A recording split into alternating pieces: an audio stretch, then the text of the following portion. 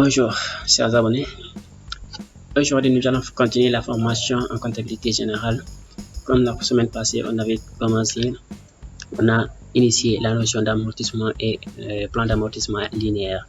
Alors, aujourd'hui, nous allons faire les deux parties, deuxième partie et la troisième partie. Deuxième partie, on a l'amortissement accéléré et l'amortissement dégressif en troisième partie. Maintenant, amortissement accéléré, je vais vous expliquer la relation, c'est-à-dire, je vais vous expliquer tout simplement. Après, on va faire un exercice sur l'amortissement dégressif, j'arrête l'application.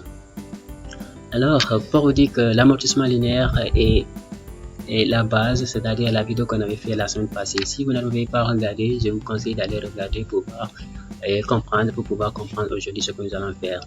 D'abord, nous avons parlé des notions d'amortissement, les annuités, les DUP, le taux linéaire. Et voilà, donc ce sont des éléments indispensables pour comprendre l'amortissement accéléré et dégressif. Et voilà. Et j'ai aussi une information pour vous que vous pouvez dès maintenant acheter vos produits juste en bas de la description. J'ai sélectionné des produits qui répondent à vos attentes que vous pouvez directement passer votre commande acheter dorénavant en ligne. Ces produits ont une réduction de 40 à 50%, voire 60%. De toute façon, j'ai sélectionné des meilleurs accessoires qui pourraient répondre à vos besoins. Et juste en bas de la description, cliquez sur le lien et ça vous renvoie directement.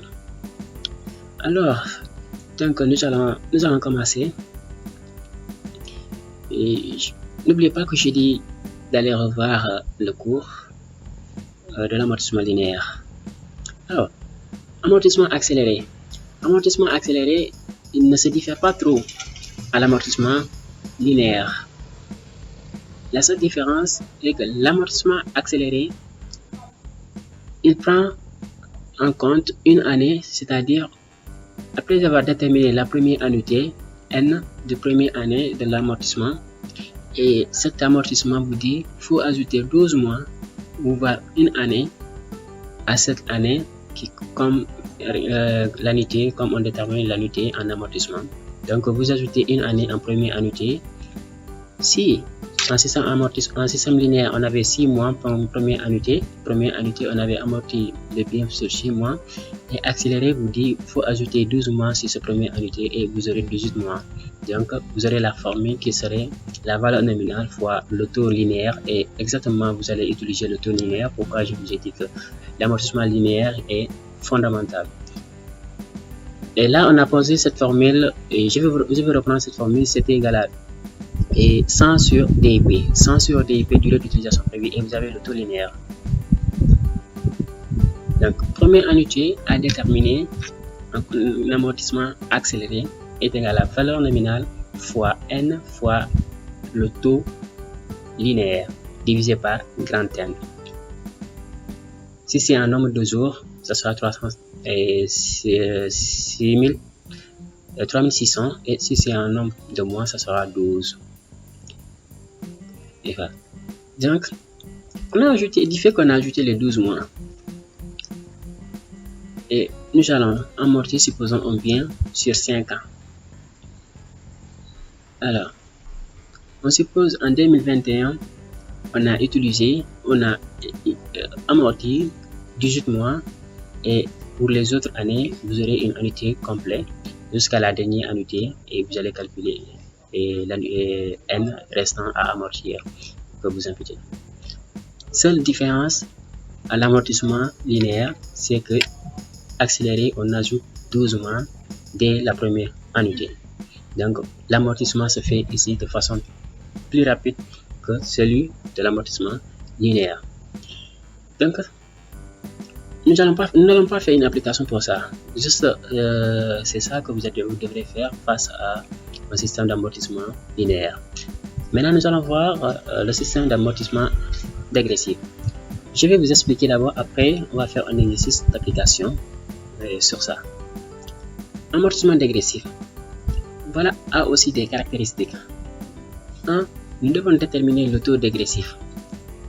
Le taux dégressif prend sa base du taux linéaire. Pour déterminer le taux dégressif, vous allez déterminer le taux linéaire et multiplier par le coefficient. Maintenant, le coefficient, comment retrouver le coefficient?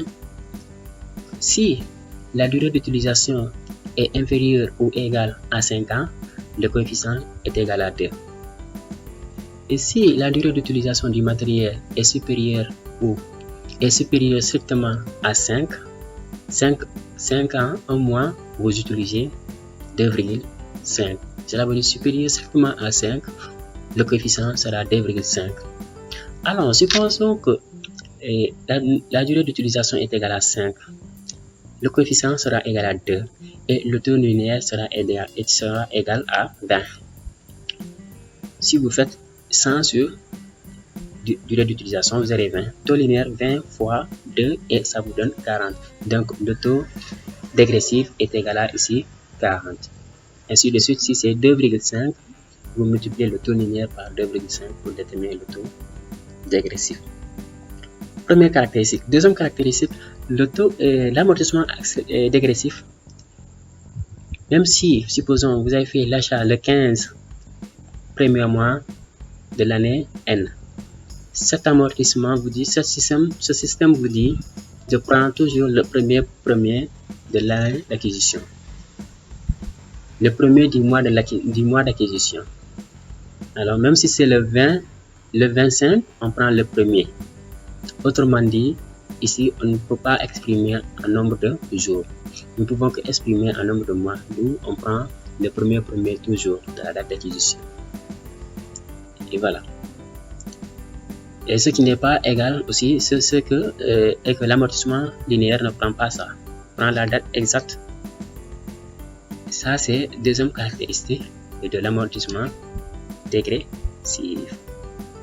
Troisième caractéristique, l'amortissement dégressif, on dit, stipule que les annuités soient calculées à la valeur nette comptable, c'est-à-dire VNC. La valeur nette comptable, on va calculer les annuités précédentes. Quatrièmement, vous allez déterminer encore ce qu'on appelle l'annuité constante. Ce système d'amortissement vous dit qu'à la fin de l'amortissement des biens, on détermine les annuités constantes ou les annuités qui sont égales, qui donnent la même valeur. Pourquoi on dit annuité constante? Alors, cette annuité constante aussi, pour déterminer, il y a une simple formule à poser. Et ça sera 100 sur le taux dégressif. 100% divisé par le taux dégressif. Alors, si vous divisez 100 sur le taux dégressif, vous allez trouver quelque chose. Et il vous dit aussi de réduire, de prendre la partie entière, pas la partie décimale. Supposons, le taux dégressif est égal à 40. Donc, on va déterminer l'unité constante. On prend les 100 divisé par 40 et ça vous donne 2, je sais pas combien.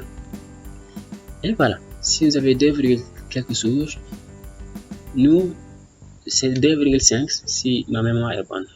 2,50. La partie entière, c'est 2. Je prends le 2, ça veut dire 2. Et la fin des 2 dernières années seront une unité constante. Voilà, c'est ce qui reflète ce qu'on appelle l'amortissement dégressif.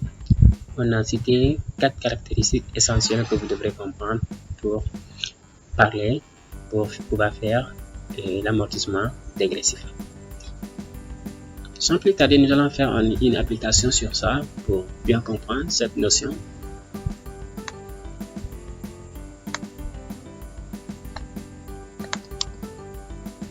Voilà, application. Une machine acquise le 1er 2012 pour une valeur de 6 millions, amortissable en mode dégressif sur 5 ans. Travail à faire. Présenter le plan d'amortissement dégressif. Ici, l'acquisition a été faite le 1er. Supposons que l'acquisition a été faite le 10. Nous allons toujours se référer le 1er mois. Donc, l'exercice là a été facile. Et la correction est là. On a tracé le tableau suivant. Donc, je vais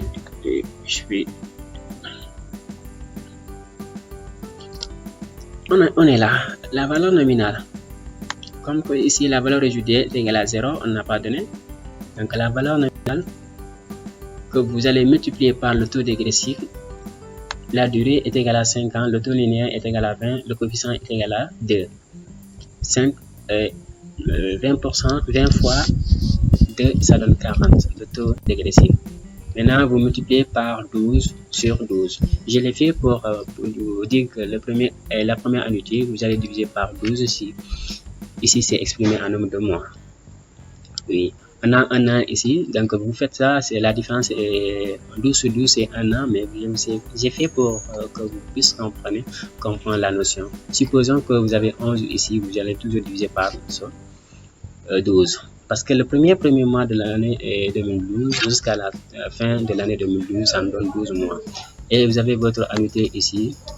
Et ici aussi, vous faites l'annuité cumulée. Et la différence, 6 millions moins 2 millions 400, ça vous donne 3 millions 600, la valeur nette comptable.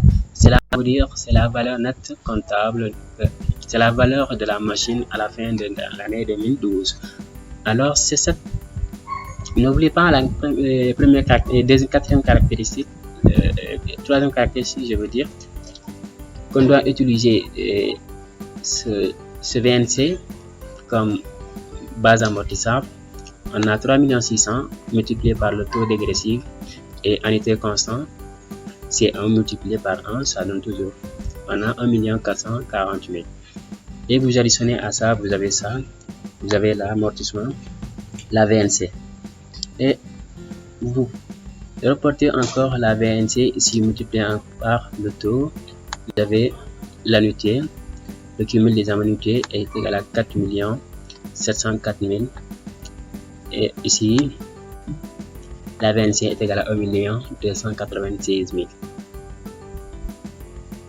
Alors, quatrième caractéristique, on a déterminé, dit que le taux intégré, l'annuité constante. Les annuités constantes qui est égale à l'annuité constante qui est égale à 100 divisé par le taux linéaire. 40%, ça donne 2,50. On prend la partie entière, 2 ans. Donc, je prends la valeur nette comptable, je le divise par 2 pour les 2 annuités restantes. Et voilà les 2 annuités qui restent constantes. Alors, nous allons vérifier leur annuité. Si les annuités ne se diffèrent pas, on a ici 6 648 000. Et ici aussi, on a 648 000. Donc, les annuités sont constantes. On a les mêmes annuités. Ici, si vous multipliez, et si vous additionnez, vous avez 5 352. Et ici, vous avez, ici, c'est entre 648 000. Et ce 648 000, vous avez ici.